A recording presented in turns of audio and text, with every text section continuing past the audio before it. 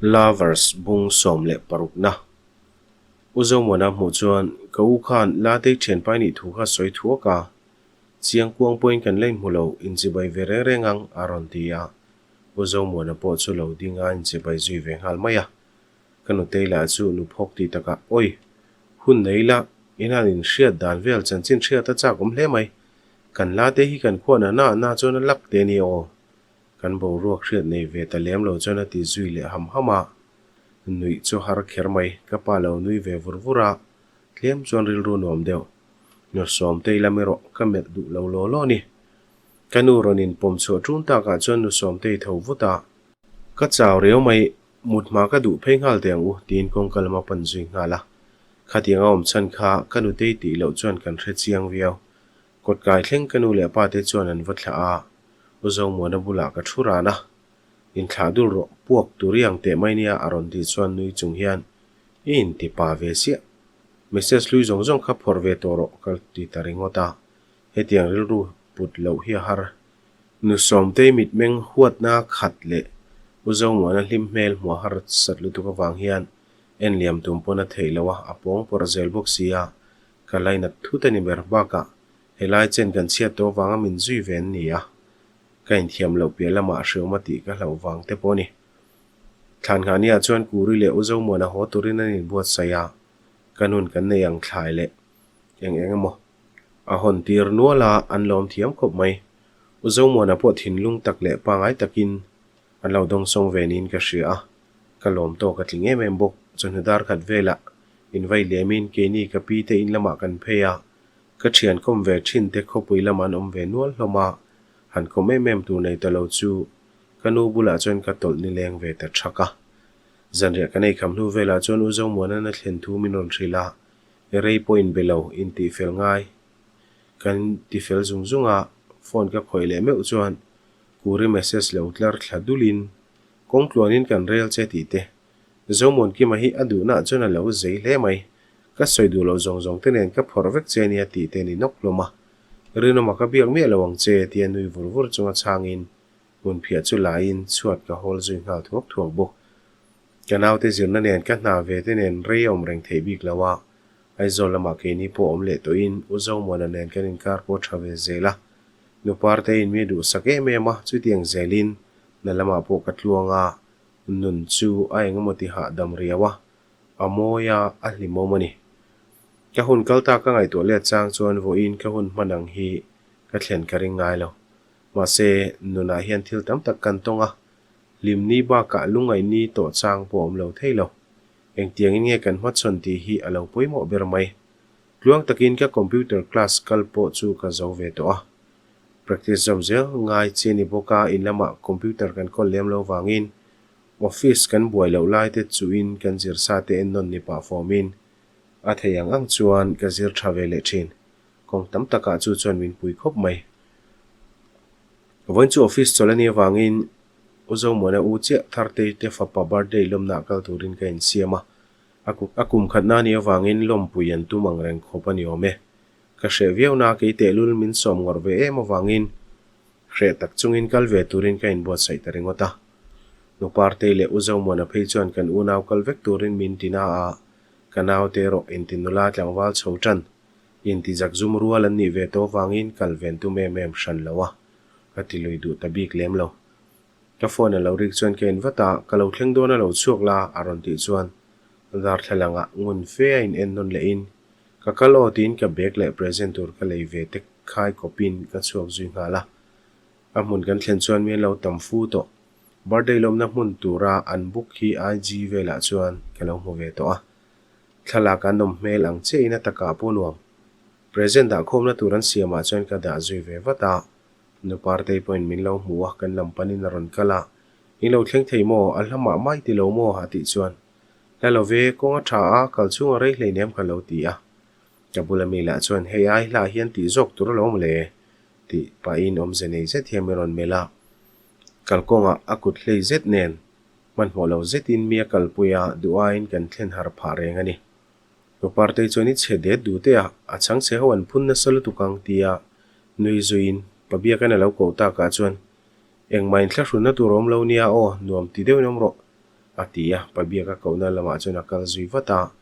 an pa za thiamin angai poimo thiam lu tukte a zaya ngai thiam lu tukte hi an va mu nom thin tak thuna ol lama chun in zui phein apia dewa nula tlangwal lo om te chon uzo monan lo au chuan an lampan chon kan kal zuya an zinga asangi thu ko va mu chuan ka churi la hian in let but omang main ka oma ya huwa tur eme ma om si lo hianga tingemo ka mil theimi lo chule a thuna ola kan thut ve chuan in mel ria tina te nein uthari pasalam hnai deuh vek an lo ni a an ti kan ngai thla ni bere uzo mona chon min veng thong zetin mia mel le ral thina ma se sheom ti omin kom du big lo an ti a chon mi har sa zok zok an ni hlom lo ti hi hriata sum le pa ya han buai chon nei lem lo mel khop kom ve ti hre zu yang poin an om lem lo asangi bulami chon uzo mona mel pa in zo asangi ador thar lom puina tan veisi leikha atan bi kai siam tir nge le a simple changkang bok sia khatiang che khelo ma se khatiang chi kha ka du ve a aron ti deuh lang langa thilpa nga yanga in zot ni ma sen mela chuan thil thleng min hriat tir an tumani ma mi pa lo om ve chuan nang ni thian dun deuh kher thin hi a hindu kher theisi nui chung chuan a lo ti ve boka a sangi chuan a veis hrim kha a order ania chuan a chei thiam bula chei tir le lom tro ti in ozo mona mel paral boka ka tang chau ni ber hian ka sia ka bulami la chuan chu tiang thil hlui mai alo ti zui hluk nain thil ho te ni ma se an thu soi chuan min khei ni mai hian ka sia kha thil kha chu special ngoi emalom a hlui ve theilo tia a sangi bokin aron soi zom chuan an dor thar hon program ten soi chho boka ka tel ve lo na nia nga thaliam mai tur ka ni lain uzo mona le a sangi big a anuar fal theilu tuk chuan min ti lungoi lo ni berin ka sia hun serte kan man zo chuan no pang in ti hlimna te nein ke ni tan ti vak tur om ve si lo ta chu no pang ho hlim zeta sweet in chu le anin fiam te chu kan en ve tarenga thinrim chak si thinrim dona thil om tak ni to si lo wang chuan she om deuh teu hian ka om pha a hun liam to chu liam to ni ma se aron ir chhuale changa engemaw hrin chu aron neya om dom lo veng amin siam thin tu ania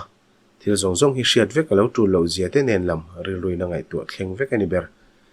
hetiang ni khuwa hian felfai he lo harania nge ni china kan thut pui te po an meng phel phang hlom to a chote ka nei zo chuan upa zol ho atlai tak main an ho a amun ma felfai lo ten fel turin a thalai rual deuh kan la oma changse zol ho po anin khaliam to a sangi te thian dun po mei chia ti lo chuan mi patianga piang an ti ve thei zel nge ni nuaman ti mel chiai khop mai uzo mona ten an en fel thuaka ho turin ke ni po kanin buat saya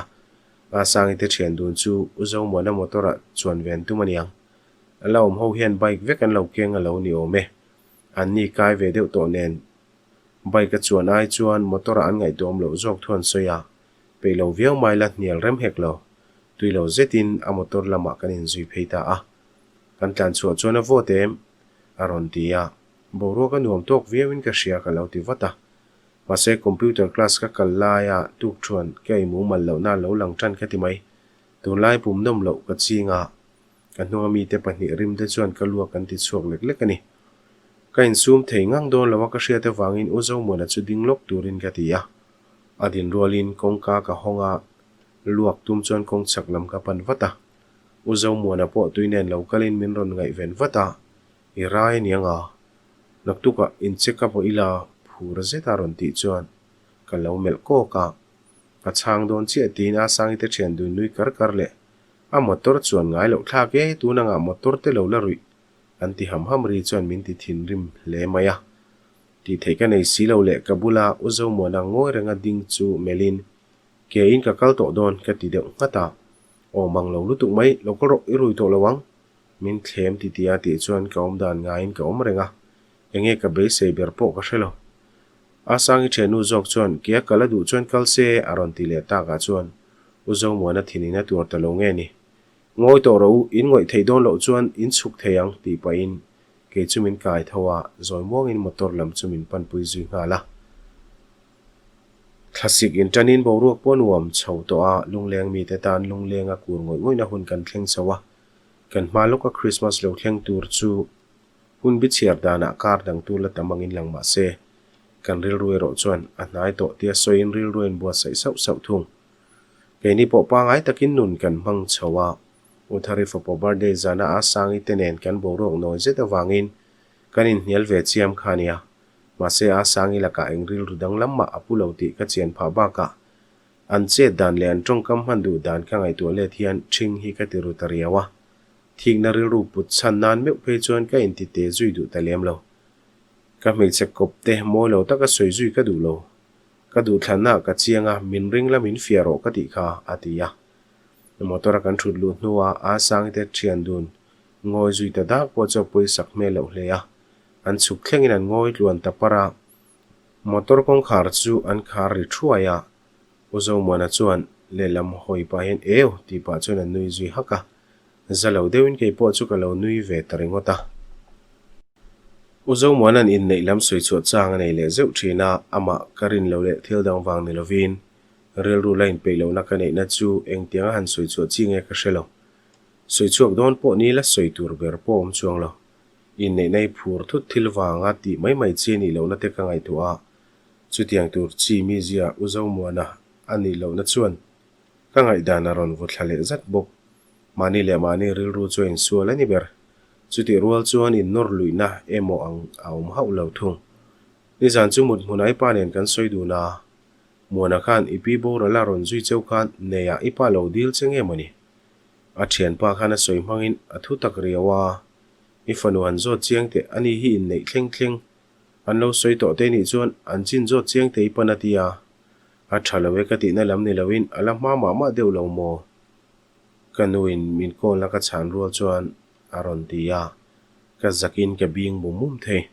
chan mai dan tur shelo zet chuan ka ngoi dak ringota in khom kan bang ka tluzal mai khania ka thu chuak wata khum heng chuan ka thu deuh ngota in soiduna in pahnia du thlana ni chuan nangpon soive bok tur chenia kain hong viawi mokalo tia kanu chuan ka ngoi reng wange ron ti zui le a chan mai dan tur ka hriat pha chuang lo uzo mona lakai ro ka thin rim deuh tu na eng wang min zon ma sami lo nge ni eng ril ru le ngai tu na nge nei ti ringo chuan ka ril ru lu khat ngal rek bok in ril ru en nan a thoi ve mai cheu niang ka ti ban chala chan dan tur awang le uzo mona thu soi ama an mu dan zona siam theina turanga chana pe ka hlau bok sia thulai ni thei turang bera ka ngai chuan ka chang tangota awoi le oi lo po a soi bik to chuang lo in pania du thanain siam to te chuan lo rem lo kha tul ber to lem lawa ipa line hetiang ari toi chuan dal chini to lo ti deuh tlat mai sia ma se man ho su o in line zui rei lo ba ka ilanau pang ma ba kilanga lu tu ka ti le a karel ruwa kalangai to lo shim ba ka na te nei ve phot ka du lo ka ti ve ngal thoya chu karel ru takpo ani ve thin reng ani nang hi iruak lo te ni lo mo aron ti le thu ta tongai na po ka she to lo ka zaka han soi mai tur la ka shelo uzo mo na biak wat ba ka ngai to thelo eng wangin nu kan soi thale donia ka lo phone leng che ka ti taringota uzo mo na ka kola ala rual chon ka pa bu le ngei lo soya ka ti ngal thora enge nei ka du thu che ka soi ati ve maya e tiang te she pa ka ngai to na ti boi tu fanu nei tur he leng ting e ti chu ka zot ngam ta em lo nui huk paron ti zom le chon i mak ve e uzo mon fiam thu huna ni lawania ka lo ti a ka soi ho chi shevek to ang zok khami tur khan nang poi ril ru lo siam ve chan la aron ti le ta ka chuan ka tho ho ka min rilok ve tur se lo ma o mang lo e mai ka ti ta ka chuan rilok chela min hial la savia win ka ring i khol kham ve reu sia aron ti le chuan ka ril ru chuan dik ka ti viau min rilok ni se ka hnial don chiang ani hun kala ti si lawa in khomin bang to em koron pheilo ka nga ti chuan bang che mut ni len ke lo tu machine ke ti chuan ka thu lo enge ka lo ti ve ang aron ti te daya kan nuya zaviao soi fel tur po kan nei nga rei ka tum lawania kan thu khel masak chu chuan lamaron mang zui zata local tura o ka po tak nu chuan e tu lo le lo tu le arong ken tu thu soin kanin biak na chu kan ti top jing hal mai bo zo hera thian te nen chuakin kim kimero ka phone la a pindana tom zui ngal daya uzo mona porei vak lo alo thlenga e tu ne na roin khai bo na sale khop mai kalau lak sak vata alalum lai ei chi niang khongai naute ati chuan anom na ka soya athi lo ken ho chu chaukalam ka pan pui ngal bok dokana chuan ei mai thei tur chuan chhop chuakin ka chevel chu chera thu chung chaw milo en renga atui don lutuk ti pa chuan alu papor le chicken pakora ti velar nei pol nuai chu ei thei tur chuan ka chhop fela kalau ken man kha chu nakilani mai ti pa chuan min ena in kuang ko in cher nung chong heng run boka nuamati hmelin keima chaw chuenga mo nei tum hmela puwa min chaw hmelin min chai buai emo min ti thin rim tum a ang berin ka sia ka bachi a min thing le ngalania ba poni hman lo chu ti pa chuan kan nuya kim kimi ko tum chuan kalpel mai ka tum chu ka bana chuan a lo pata ka bo deuh rok le ngal ka bek ton tona chelin mi lo fo ngal ngonga a bob panin min chep ti ti deuh bok nen atan chuan a remin tum sa reng ani boka a che boi ei lo min chawna mit meng le a hmel hne tu in ti hmel kha hei nge hi lo ni don hi ani bale lo mai ro ti hian ka duat chenga to ka ni mai ti pa chuan ka om bora chuan a ron tham sala min fo wangwanga ka lo fo blade ve thuai bok kim kimi chuan a ei tu line pin dan lama en choi luta ke ni pani po ka nei ngal mol mola i ril ru chu isiam fel to emaron ti chuan ka mel vata thu tak je thian mi lo ena chu ti mai in pasal ka nei ngot thei lo kanau ten hau tak ba ka na nei te po ka du velom ka ti a rethiam se ka du e ma wanga soi du ka ni i rai thu thei sin aron ti a ini nom soi ve je su kha kha ti pain ka ke chuan a phei kho ka katlo saka a thla liam to ka period dai to bok ka ti le rai te che an ron ti le ringota ka ngei lutuk chuan ka mel room le ria mani lo ma lom rup nak la ya kar thar kan chuang ka ya angai te in mani hnalam thewa an thok chuak le mop mopa ni zan lama kuri nen kan in bia chu tong po hriat hlei theilo khopa a o phui le nar pinga wangin nebulizer ne len chop le tup to karil ruwa le thin zana tlongei ke do wang chuan tlai office bana uzo monan milo lam huna klo puya som chu karil ru ka kan office ban chuan kan horol vek don ani mel voin chu tuma na wanga jin chu kanom lem lo boka tun la chu na kan nga lovin kan som puite nen kan indoor mek na vil zui ni deuh bera late hei I hon tur chu I boi pha em lawang chu mo ti pain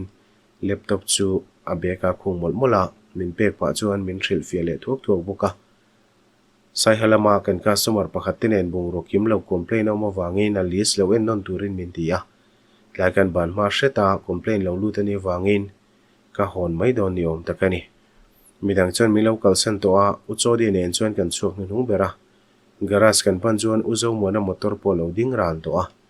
thian dang te po chuan lo tlan chuak chia a chang tu pa chu avron thleng ma ve ka lo thla thut don che mani le tin an nui zui hu khuka uzo mona thik thu chiat ruk zia a shave to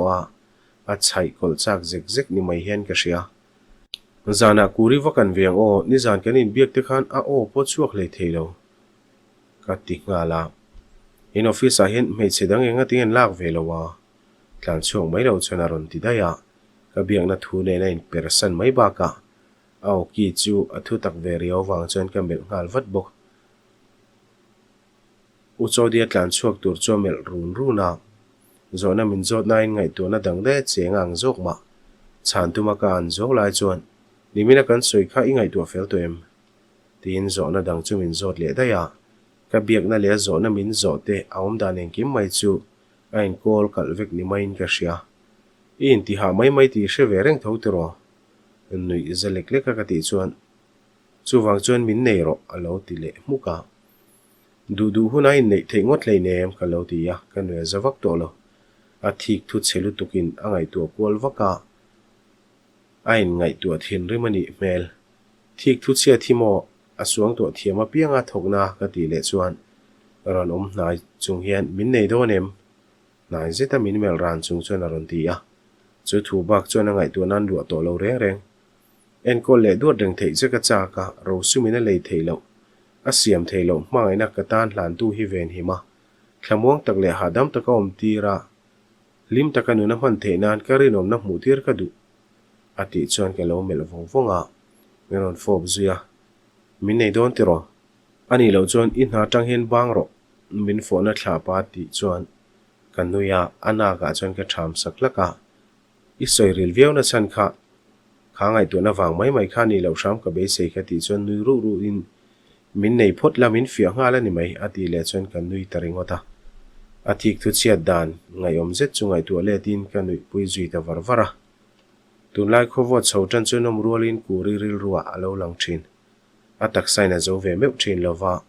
kata neng lai po om reng thin ania adam lo po duangin ka ngai sak theilawa ka intiam lo ang reng khop mai zaninero ka tum lok tongin tlo tumin choi kham vele ka in siam hala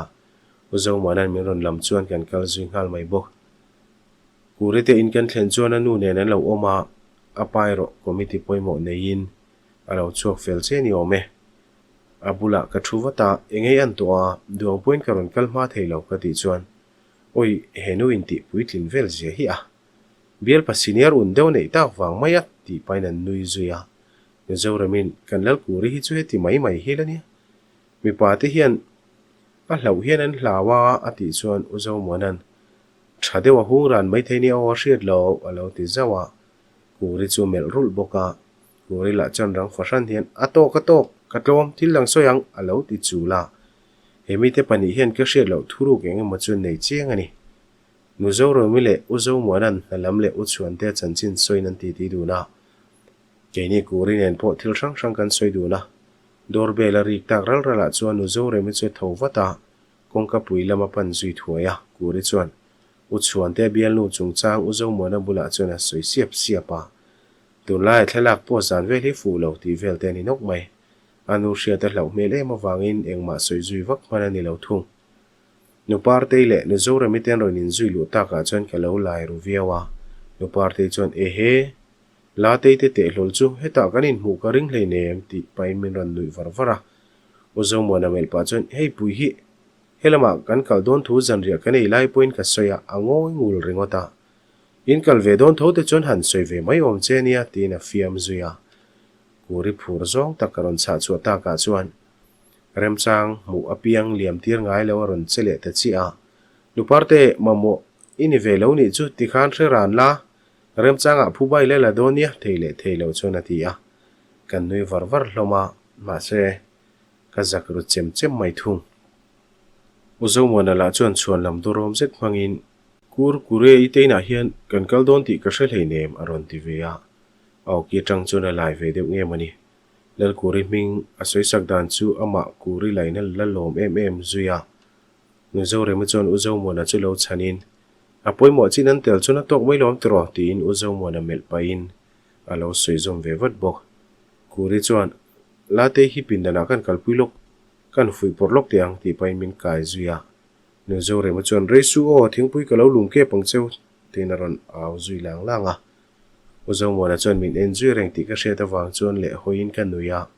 nu parte poina fapain enjoy nei ti chu hailo amitina chui zui zat bok min lo melin min nu zui ve varvar bok uzo mona nen kan en dana wanga amit meng nong sar chu monwam tak zet kuri chuan angai te bokin kim kimi thom no tu le phei khok la thar thazet chetaron phur khoma alo mom rolin ka in thlahung thin ma se ama point ka hak tok mi lo chen da mai tu ni tho kim kimin alo hatok lawa lo mom dai zo ka lo ma ti thena min hon ti lo point alo lian chang in aron keng fo kim kimi van nei thin khop mai alom thiam thin boka kuri point thil pek man hla ti thua soi ve hialani kha kain pek fel zo chuan in hnoilama chuk kan tuma pindan kan chua san zet to hnuwa kuri chuan ka ke hi te moza kan bun lo tiang ka rei lawang tin pindana lut le zoka step tier ka rap ti anu parte thu soi wang son ka ding chota zep thu cheng lo atira chuan kha khan tle min ti thlep dewa ma se ni chuan ki ma danglam a puitling chumi piala ma huai sena a mai na ka mu mai the ni lo mampu e po ka ngai tu dan hi a mangut a chuan zia to takani alo tia nu zo re mi poina lo soi zama kuri khana soi thuak to a zo mona po rilru neya late ti tlom zong ni lovin in chuang thei turin chella midang hawang mai ti chini mi lawang o nui chung hian lo ti ve boka an thu soi zong shawek lo mai la umai te ne na in lai china kan nei dan vel chu an lo soinin ka hria uzo mona la chuan adang lamalom ani chu hun rei tak nuwa ka lung phuti rang dat tu ka pa thin rim na ti lo ka ton le masak berania wang zeta ti chuan nu zo remi loma atla nge ni parte he pa hi khatiang tongkam te ron nei le thei mana zo mona tak tak kha ani le to ni hi ati zuya anui bak baka anu te thian dun bula po awan ve thei zele zepa nei lem lo dana chuan anu thu soidik zia karel ru ne tumnan ngota afa pachung chang kha min thile ni lo zia ka hre zele ni bermai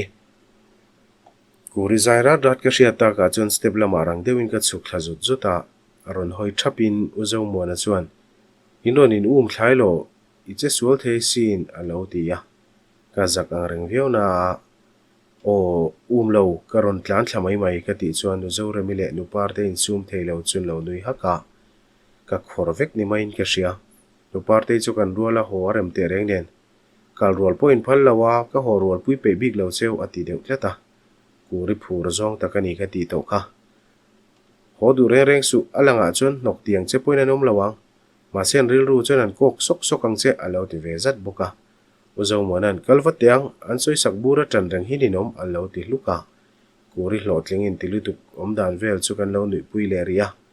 kan dam lo kan berpo dam lo ani ti po shed lo khopa zang khai na om boka lim zetin kan in vai liam zui ta hloma kan ho ko a chuan kuri ang thian tha ka nei ka van de zia soin katana om reng thina ni na te ka shil borbora ani point ngun takin lo ngai thla a thu tak zethian